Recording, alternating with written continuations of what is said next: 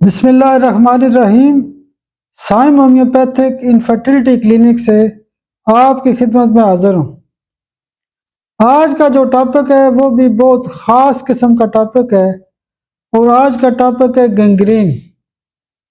Gangrene basically ایک ایسی بیماری ہے، زیادہ تر تو یہ شوگر کے مریضوں میں دیکھی جاتی ہے، لیکن شوگر کے مریضوں کے علاوہ بھی گینگرین کی بیماری پیدا ہو سکتی ہے۔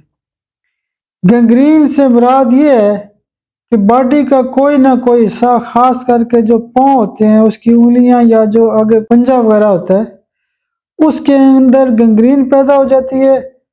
یعنی کیا ہوتا ہے کہ وہ باڈی کا وہ جو حصہ ہوتا ہے وہ ڈیڈ ہو جاتا ہے، ٹیشو ڈیڈ ہو جاتے ہیں، خراب ہو جاتے ہیں، ان کے اندر بلڈ سرکولیشن نہیں ہوتی، ان کے اندر آکسیجن نہیں جاتی، اور آکسیجن نہ جانے کی وجہ سے وہ جو حصہ ہوتا ہے وہ کالا ہو سکتا ہے، نیلا ہو سکتا ہے، سرخ ہو سکتا ہے، خراب ہو سکتا ہے، اس کے اندر پس پڑ سکتی ہے، انفیکشن ہو جاتا ہے۔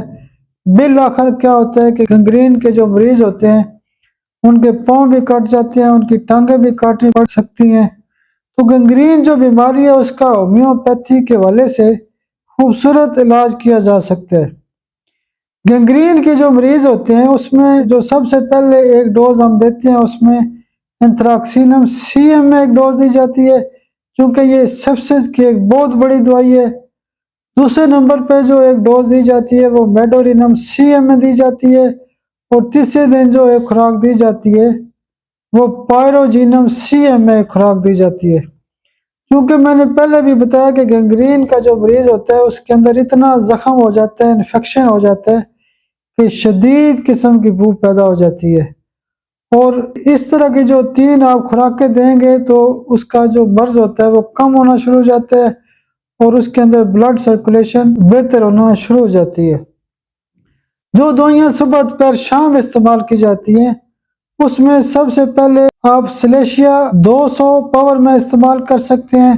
اگر مریض کو سردی لگتی ہے تو سلیشیا دیں، اور اگر مریض کو گرمی لگتی ہے یا اس کا جو گینگرین کا حصہ ہے وہ کالا ہو چکا ہے، اگر اس کو گرمی بھی لگتی ہے تو اس کو لیکسس دیں۔ دن کو جو دوائی روزانہ استعمال کی جاتی ہے وہ ٹیرنٹولا کیوبنس 200 پاور میں استعمال کی جاتی ہے، اور جو دوائی رات کو استعمال کی جاتی ہے وہ اسکیل کا 200 پاور میں روزانہ رات کو استعمال کی جاتی ہے۔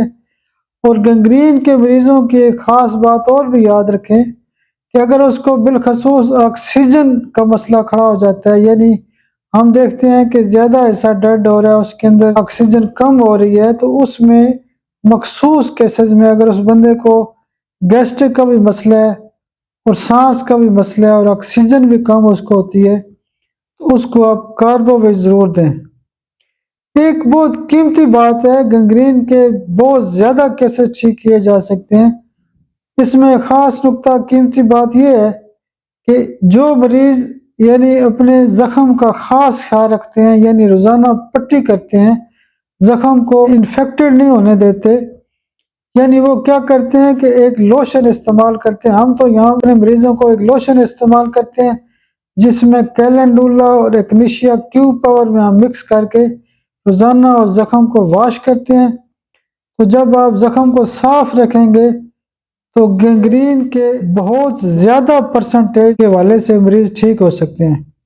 بس گینگرین میں خاص بات یہی یاد رکھیں کہ گینگرین کے کیسز کو ٹھیک کیا جا سکتا ہے جب آپ زخم کو محفوظ کریں گے، زخم کو ٹھیک کریں گے، یعنی انفیکشن نہ ہو، اس زخم کے اندر کوئی بیکٹیریا یا وائرس نہ چلا جائے۔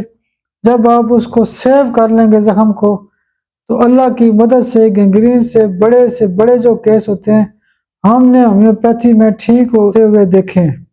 آپ میرے لیے دعا بھی کیا کریں۔ بہت شکریہ، بہت شکریہ، بہت شکریہ۔